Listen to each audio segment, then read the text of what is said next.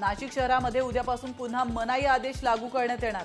शहरामध्ये झालेले हिंसाचार, राजकीय घडामोडी आणि महाराष्ट्र दिनाच्या पार्श्वभूमीवर कायदा आणि सुव्यवस्थेचा प्रश्न निर्माण होऊ नये यासाठी निर्णय घेण्यात आलाय। 19 एप्रिल ते 3 मे पर्यंत शहरामध्ये मनाई आदेश लागू असतील। नाशिकच्या येवल्यातील कोमट गावामध्ये अर्बन विद्युत पुरवठा ग्रामीणमध्ये जोडण्यात आलेला आहे आणि त्यामुळे वारंवार वीज खंडित होते। या प्रकरणी आमदार किशोर दराडे यांनी महावितरणच्या अधिकाऱ्यांना जाब विचारला। त्याचप्रमाणे वीज पुरवठा सुरळीत न केल्यास रास्ता रोकोचा इशाराही दराडे यांनी दिला। नाशिकच्या लासलगावमधील स्वामी समर्थ नगरमध्ये मध्यरात्रीच्या सुमारास अज्ञात चोरट्यांनी घरफोडी केली आहे। यावेळी त्यांनी 1,82,000चं 3.5 तोळ सोनं हे लंपास केलंय। या प्रकरणी पोलीस ठाण्यामध्ये गुन्हा दाखल करण्यात आला असून अधिक तपास पोलीस करतात।